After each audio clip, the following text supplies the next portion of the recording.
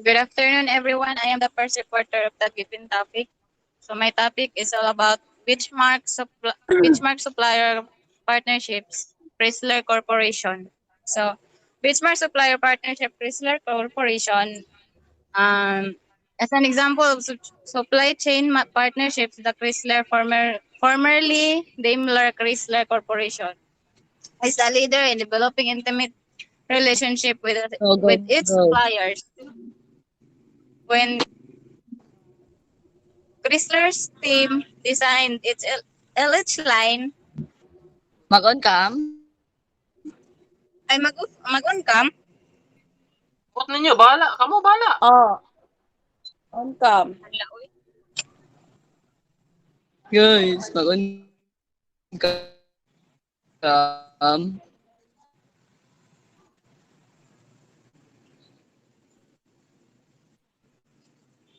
Nakalimot na ko sa ito pangingon.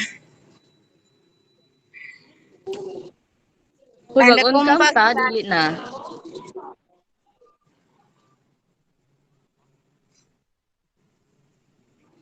kung mag-on-cam, makita dira gyapon ang kuan, screen record nga na nawong. Oh, makita man mong naong dire.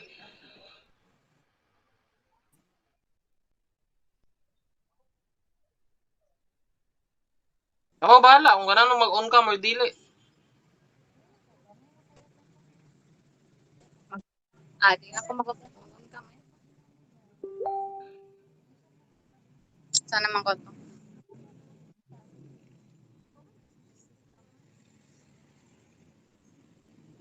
So, Benchmark Supplier Partnership, Chrysler Corporation. So, Benchmark Balik sugod and to investigate how a supplier services pricing and other matters compared to equivalent competitors in the market. It can also be used to measure, collect the track and performance of each of your vendors against their KPIs. KPIs, mo na siya ang key performance indicator of when quantifiable measure of performance over time for our specific objectives. KPIs provide targets for teams to shoot for milestones to gauge progress and insights that help people across the organization to make better decisions. So, ang Chrysler Corporation, mo na siya example sa how the supplier and the sa tawagan niya,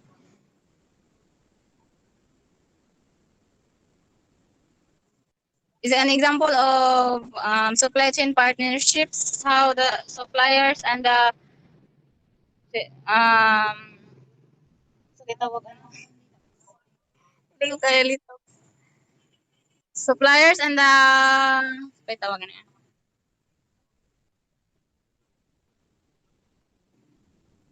business owners relationship. Next, God, palihog.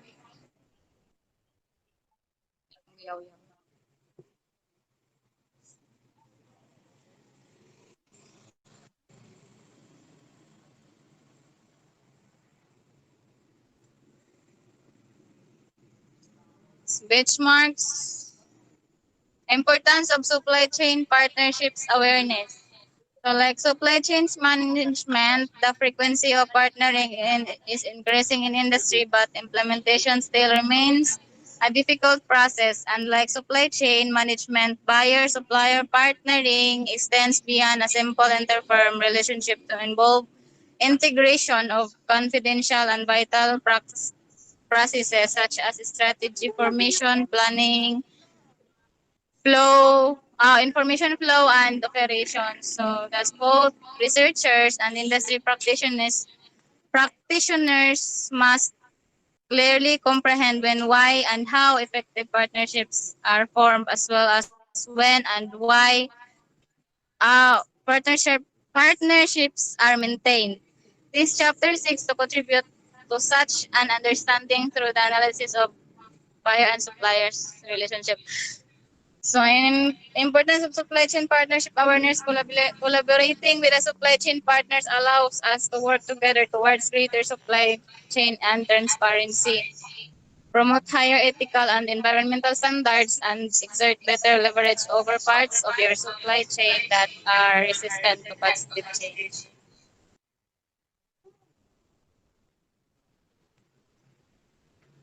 Marato.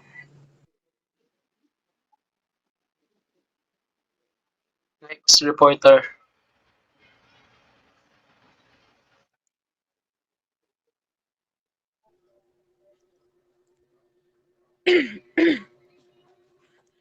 So, good afternoon, Twitch and everyone. I am Janine Kangaibigas and I am going to report about the partnerships, definitions, and overview. Though partnering has received abundant recognition over the last few decades from both researchers and practitioners alike, the concept of partnership is perhaps as old as or even older than a business itself. So, although many firms engage in partnering activities, the specific interpretation of a strategic alliance or partnership is at best both. So the term partnership and alliance will be used interchange inter ano siya? Interchangeably in this chapter. So to understand the context of a partnership, it is helpful to consider the continuum of interrelationship shown in 11 figure 11.1. So this is the figure 11.1.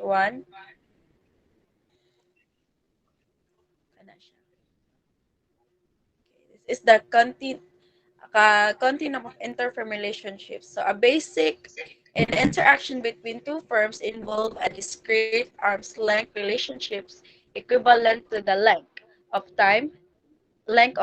So it takes to complete the single transactions. So uh, other interactions may involve significantly more attention by one or both firms involve what is deemed as special influence transactions. So an example of such may be found in the national account groups of firms in which specific resources, both human and non-human, are devoted to handling larger, more important. So relationship intensity. Partnerships move beyond special influence transactions by involving efforts of both firms to coordinate functional activities. So in figure 11.1 shows how partnerships can be segmented into three tiers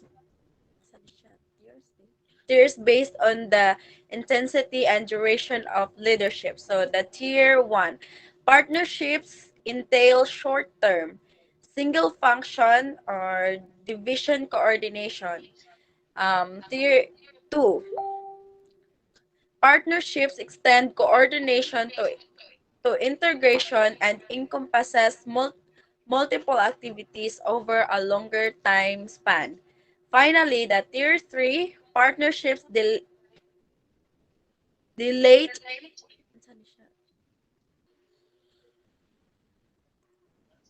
dilate into significant levels of operational integration. Independent tier 3 firms view their partners as a difficult to replace extensions of themselves. So beyond a partnership firms may want to eventually involve themselves financially insignificantly large. Um,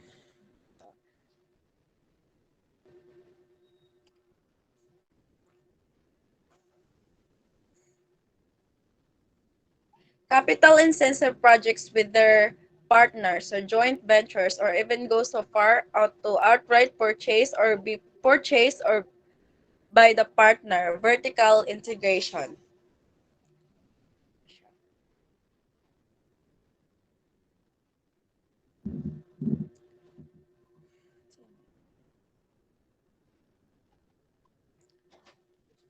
Okay. So to narrow the above discussion, Lambert and associates formally defined a partnership as a tailored business relationship based on a mutual trust openness business performance greater than would be achieved by the firms individually.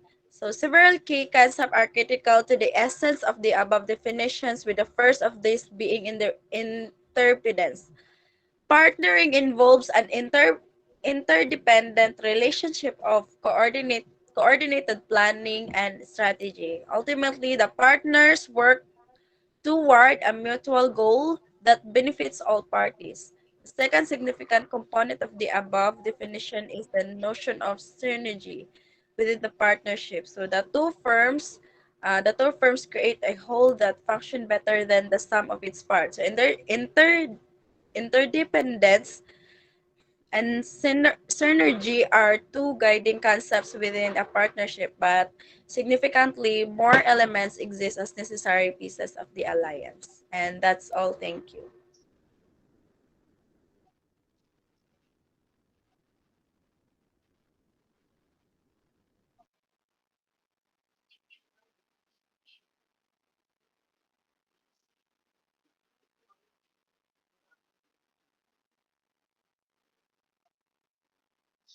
Next reporter.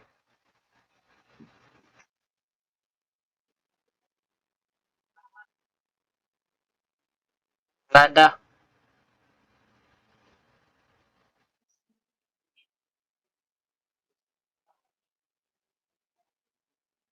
Lodo. Good day again, everyone. So, good day again. Dili ko madungog. Dili ko madungog. Klaro kayo mong tingog.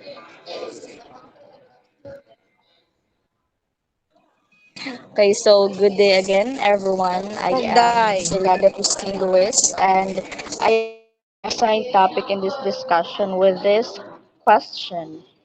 When can two firms officially call themselves partners? So, when we say firms, it is basically the businesses, the companies. So, this question will be answered and discussed in this discussion. Next slide, yeah.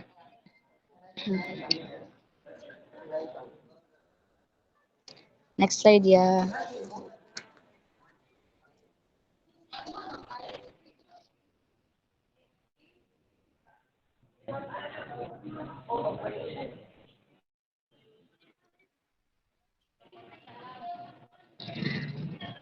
Traditional sourcing.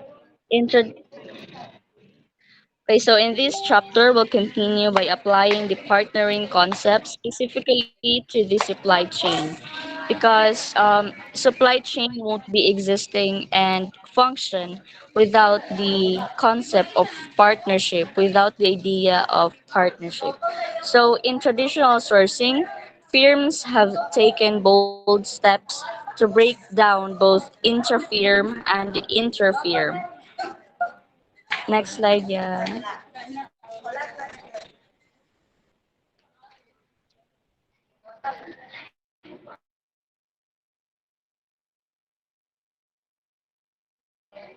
When we say interfirm, it means comparing two or more than two similar type of business units. The objective here is to find suitable position with regards to competition, also in order to increase the profit as well as the product.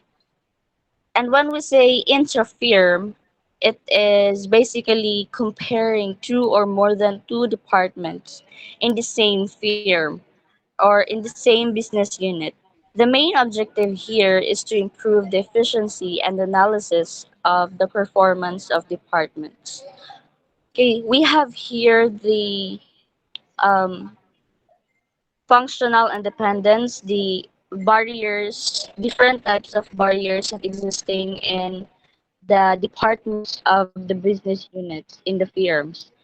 So in functional independence, we see how each departments have barriers present in each department. In functional integration, it is actually the same, but the departments are broader. Next slide, yeah.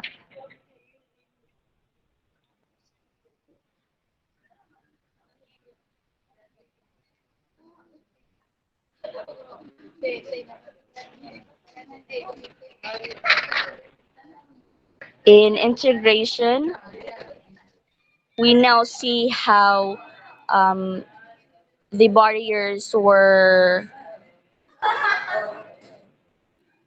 break down by traditional sourcing and the partnership were existing and barriers na ni-exist dari is only two and that will be mawala na in external integration and supply chain partnership is efficient and effective in this external integration. So next is reduced supplier basis. In reduced supplier basis, it is a part of the two primary factors of ASEAN production techniques. The two primary factors is first reduced supplier lot sizes and the second one is single sourcing. So when we say reduced supplier lot sizes, the um, the suppliers were this definitely lot unlike to single sourcing in which they only focused one um, supplier. So the simplest next slide, yeah. The simplest difference of these two factors is the number of suppliers or the service providers of your business unit. In multiple or wide sourcing, um, actually, I definitely multiple suppliers or and in while in the single sourcing they only choose one supplier among its potential suppliers. Focus lang sila sa isa ka supplier and isa lang ang ilahang source and unlike sa multiple and wide sourcing. So next reporter.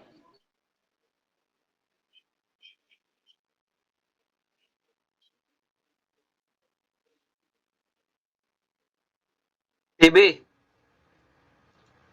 Ikaw na, JB. Hello, good day everyone. My topic was all about supply chain partnership. Supply chain partnership have a Harvard Business School study conclude that a key driver in the deadlines of US competitiveness in the international marketplace has originated from investing less in intangible benefits such as supplier relations. It is impossible to operate as a discrete entity, but while virtually no firm engaged in completely discrete in engagement, engagement, conventional Western and American business practice have been more oriented towards and described than a relation. Traditionally, U.S. firms has based their drive for success to autonomy and have view competition as uh, the Darwin keeper of an American super priority long run U.S. firm planning has been independent and considerable efforts are made to ensure privacy of corporate information.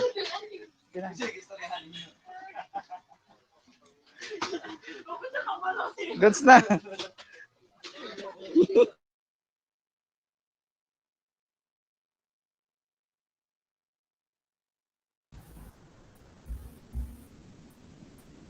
So hi everyone, I am Rolvon Gallego. So my topic is all about benefits of supplier partnership. Next. While many firms have sought vertical integration through acquisition to harness supplier expertise, Some argue that partnership can provide similar benefits without the necessity of ownership and arduous exit barrier. Buyers can gain from higher quality and transaction costs may be reduced through an economics of scale, decrease administrative and switching effort, proceed integration, coordinating of processes, and quality discount. Furthermore, the relationship will be enhanced by market stability for both the suppliers and the sellers. Several further benefits specific to manufacturer processes, including the setup time reduction, improved process orientation layout, better product design, and enhanced data capture and also have been processed. Some supply professionals believe that supplier partnership lead to improved quality of supplier operation, improved quality product, decreased supplier cost, and improved reaction to buyers' change delivery date. However, such profit improvement tend not to recognizable before several years of alliance. So let us know what is the nature of the partnership. So partnership is a sharing of resources, sharing of risk in pursue the common purpose. I think the common purpose is the key of the whole thing. When we are having a partner with your supplier, what's the common purpose? What's a common purpose that both of you sign up for? So the common purpose is to help the company to become better and become profitable. Just like for example, if the company makes cars, so there is a tire manufacturer which is the suppliers sa mga tires to be installed in those cars. So with that example, na-consider siya partnership because both sila nakinabang and both sila nag-share sa profit and nag-share sa profit. So di po mapadagan ng sakyanan kung walay ligid. So importante jud nga naatay partners at tong business tabi nagdako siya nga business. So business partner or having a business partner is a great idea. If namugug kay partner sa imong business, you are no longer operating in isolation. It means di na ka mag-operate sa imong business ka ikaw ra.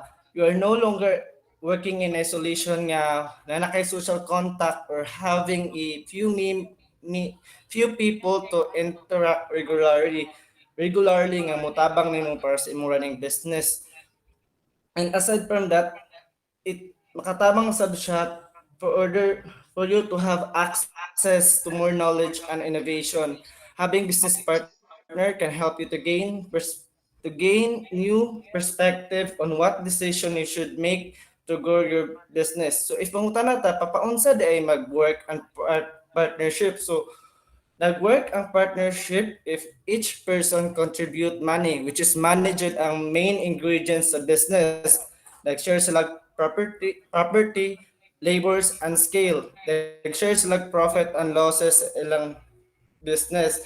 So if maabot sa huna, anong kailangan pa mag-partner kung magtukot tag business? Anong better man jud nga natay business partner? Or why not mangita na lang tag investor or magpahulam sa tuag money para sa kapital or puhunan. So ang kalahian man gud sa business partner or investor is kining business partner nagplay og significant role of managing, creating a company. Mao ni ang giingon kanina nga nag-share sila sa profit and losses. Ang investor magud is igo ra siya magpahulam nimo og kwarta or capital with an interest. Lisod ang investor kay maghatag pa kag anak sa imong kwartang gihulaman. It depends annually or monthly or depende sa inyong nakasabutan. And aside from that, wala di ka ka-assure or wala kay assurance kung kanus a kusog imong business or kanus a demand imong product. Kay every product man good have a different season kung kanus a dakughalin, kung kanus a hinay. So mas better jud ang na kay business partner. Next, risk of supplier partnership. With its many benefits, supplier partnership retains several inherent risks can be potentially damaging the participant.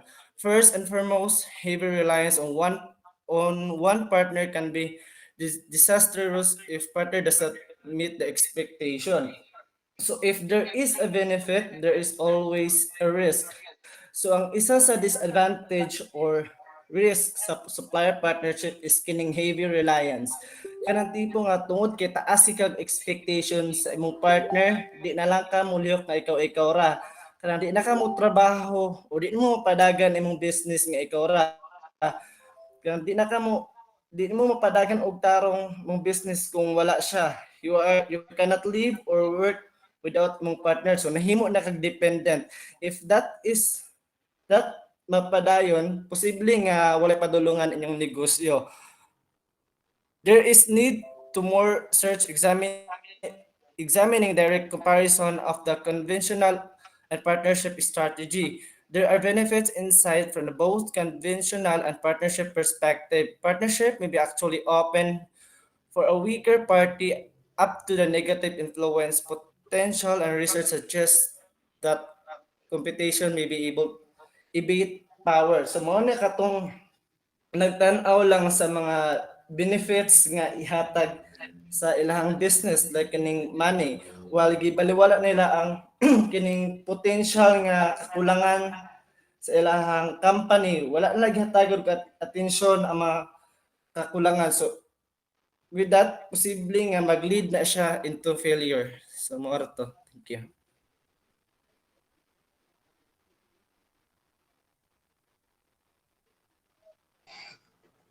So, hi everyone. Partnership implementation and critical success.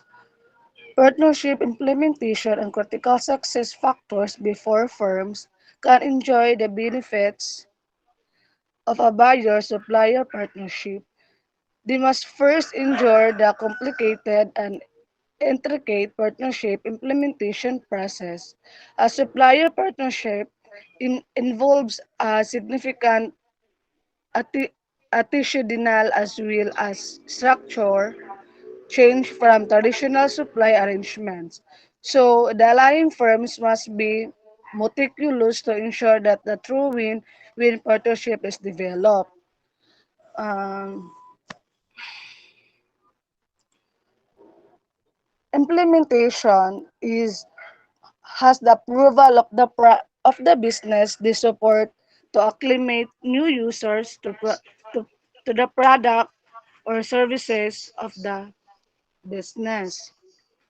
If you see critical success factors are the areas of the business or project that are virtual to its success, identifying and communicating within your organization is essential to ensure that your business or project stay focused on what needs to be done and achieved. Some examples of critical success factors including increasing market share, attracting, attracting new customers, or launching new products. Once you determine your CSF, you can set key performance indicators, which will establish deliverables and specific criteria to measure project performance. Next, yeah. There are four supplier partnership implementation steps. First, establish strategic need for partnership. Second, develop partner criteria, evaluate suppliers, and select partner. Katulo, formally establish partnership. And last, maintain and refine partnership or possible reduction or dissolvement. Supplier partnership critical success factor in the basis of implementation. There are top management support, communication, central coordination, initial strategy analysis phase, social and attitudinal barriers, procedural and structural barriers, supplier evaluation and selection phase, total cost and profit benefit, partner capabilities, cultural capab- compatibility, financial stability, location, Partnership establishment phase, perception and needs analysis, intense interaction, documentation, and last maintenance phase, trust, goodwill, flexibility, conflict management skills, social exchange, boundary personal and performance.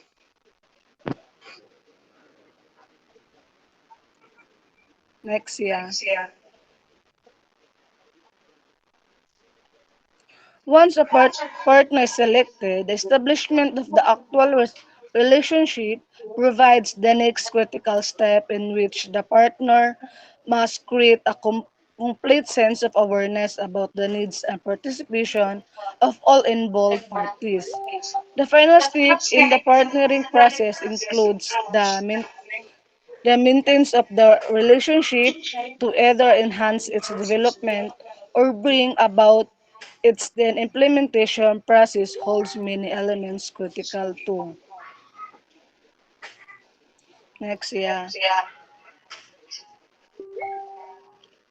There are additional lists of selection criteria for supply chain partners, including such elements as cultural compatibility, long-term strategic plans, financial stability, technology, design capability, management compatibility, and location also must be considered.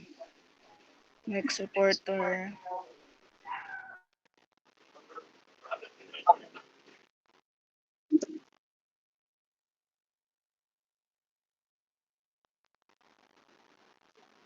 So, hi everyone. Good afternoon. I am Noel Christine Lavernia. So, ibalik ko dyan. My topic for today is all about power, influence, and supply chain relationship. Go.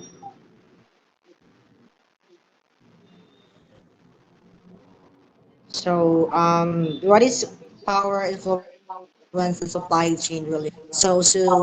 Factors that influence decision to integrate supply chain and achieve expected benefits include management attitude to rest, size, resources, and targeted market.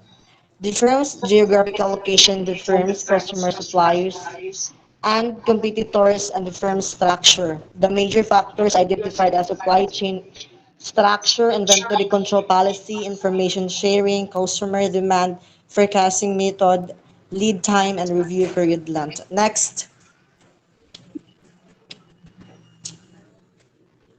kuya, power and independence. Go. Next. So power is frequently defined as one party's ability to enforce its will on another party.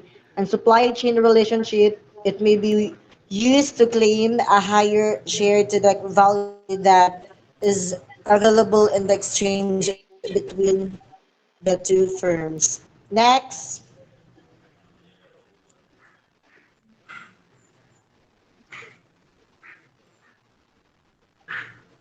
So, independent consultants by definition have to be objective that client values and respects that objectivity. If the demand for inventory of an item is dependent upon another item, such demands are categorized as dependent. Next.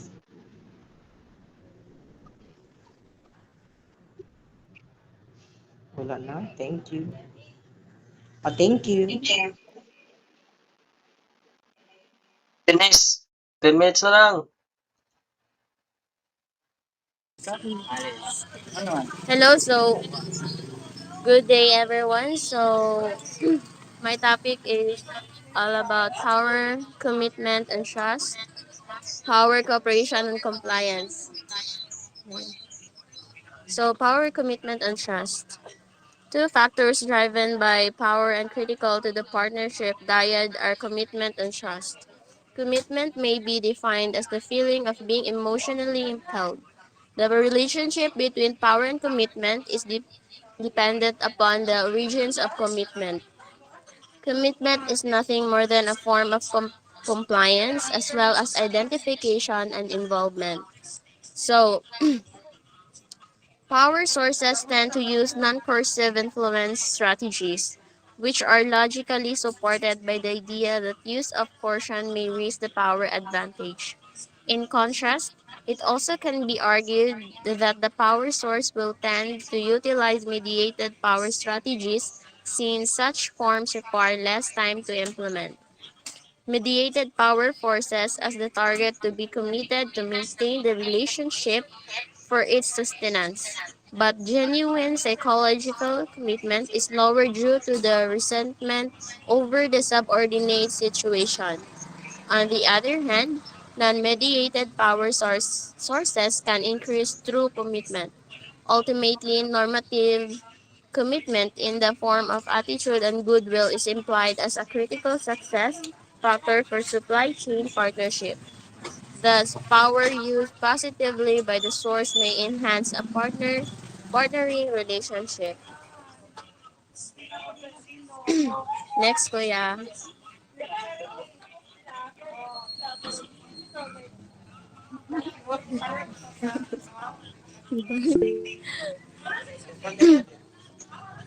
So, mediated power forces the target to be committed to maintain the relationship for its sustenance, but genuine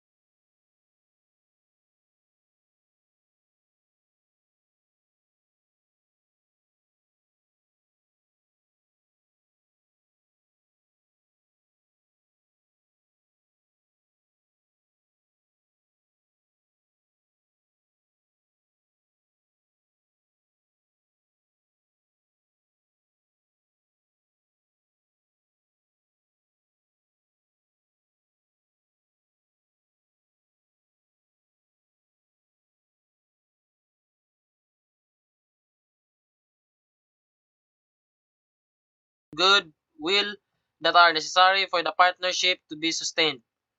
Subsequently, the critical issues for establishing supply chain partnership are: how does power influence satisfaction within the supply chain? With a power balance imbalance, can the target firm experience sufficient levels of satisfaction to retain commitment to the supply chain relationship? Last one is, within a power imbalance, can the source firm retain sufficient levels of satisfaction to retain commitment to the supply chain relationship? That's all of my report. Thank you.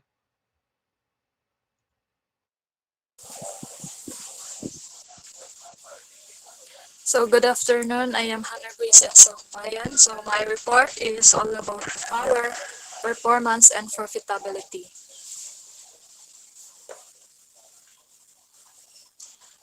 A final point on the effects of power concern the ultimate performance and subsequent profitability of the supply chain members, as well as the supply chain itself. Next. So profitability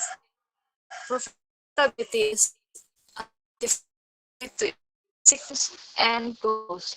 So in other words, the profitability is ability of a company to use its resources to generate revenues in excess of its expenses. So kumbaga, this is a company have a capability daw to generate sa profit from the operations. So supply chain member performance can be affected by power as well as conserving power. So the next one is mediated power. So mediated power sometimes erodes performance of the target. So power has the ability to influence the power target, to engage in activities or make decision the that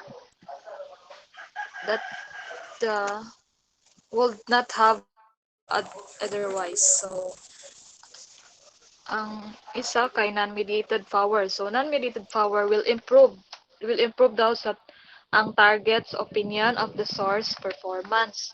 So it can be also categorized based on information power, expert power, and reference power.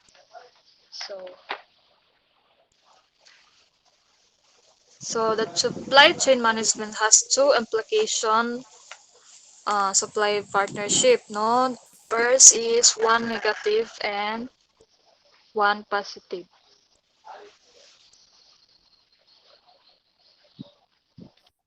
So hello, a That's all. pleasant day everyone. So my part is all about automobile industry example of power asymmetry. So first, what is power asymmetry? So let us tackle first what is power asymmetry. It is a state in which differences in status exist between individuals and groups of individuals within an organizational hierarchy, and these differences result in differential ability to take action or cause action to be taken. So, what is automobile industry? Automobile industry includes industries associated with production, wholesaling, retailing, and maintenance of motor vehicles. Next. So, automobile industry in the United States. Automobile, it represents a breeding ground for power research. The industry consists of five manufacturers that account for 85% of market share, and this manufacturers source from a supplier base of thousands. So there are oligopolistic buying structure. So what is oligopoly? It is a market structure that involves a small group of large companies that hold all or almost all sales in the industry and often collude to reduce competition. So this buying structure has created a power asymmetric environment.